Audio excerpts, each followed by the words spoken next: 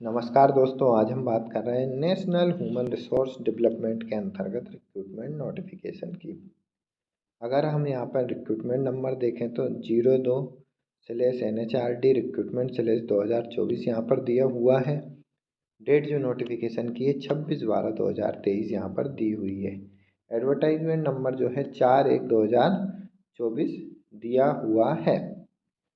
Group B और सी और D के लिए यहाँ रिक्रूटमेंट नोटिफिकेशन दिया हुआ है। ऑनलाइन एप्लीकेशन की स्टार्टिंग डेट की अगर हम बात करें तो 4 जनवरी 2024 है। लास्ट डेट जो एप्लीकेशन की है 2 फरवरी 2024 है।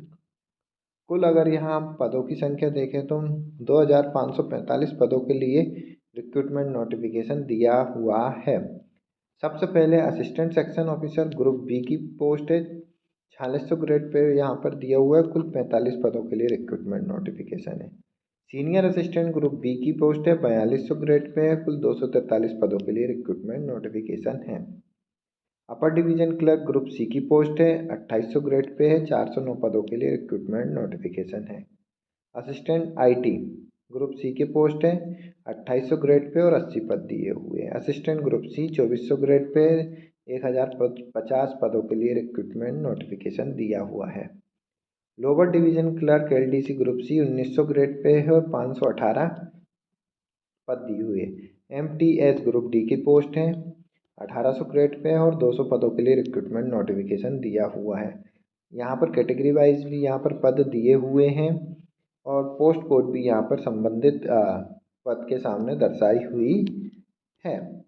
सबसे पहले अगर हम यहाँ पर देखें assistant section officer, essential qualification की अगर हम बात करें, बैचलर डिग्री और equivalent from any recognised university.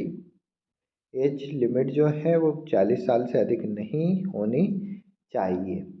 Next जो है सीनियर असिस्टेंट है, यहाँ पर bachelor degree of recognised university से होना आवश्यक है। साथ ही साथ the appointment candidate shall be required to attend the speed not less than 35 words per minute in English और 30 words per minute in Hindi on computer within a period of provision.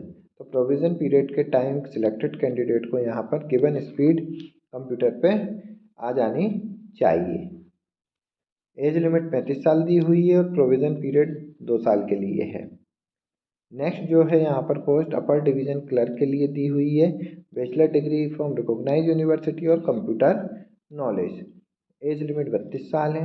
Next है assistant IT, bachelor degree और diploma from recognised university in electronic and communication and electronics and telecommunication, computer science और information technology.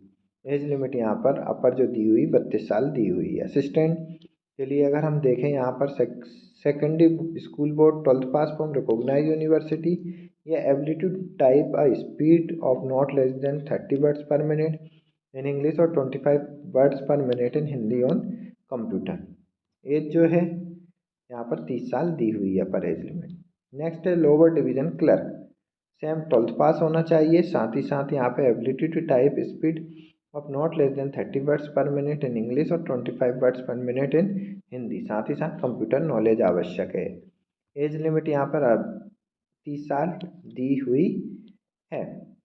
Multitasking staff MTS की अगर हम बात करें तो 10th और इक्विवेलेंट पास होना चाहिए from recognised board. Upper age limit यहाँ पर 30 साल दी हुई है। एज रिलैक्सेशन जो दिया जाएगा SC ST OBC EWS physical disable candidate को एज पर गवर्नमेंट इंडिया नॉर्म्स के अकॉर्डिंग यहाँ पर एज रिलैक्सेशन दिया जाएगा। एग्जामिनेशन स्कीम की अगर हम बात करें तो एग्जामिनेशन जो होगा हिंदी और इंग्लिश लैंग्वेज में दोनों में रहेगा, except the language paper which would be in language concern only. The organization has fixed minimum qualifying marks in different categories given below. General के लिए मिनिमम पासिंग मार्क्स जो है 40%, OBC 35%, EWS SC ST physically handicap 30% यहाँ पर minimum passing marks दिए हुए हैं।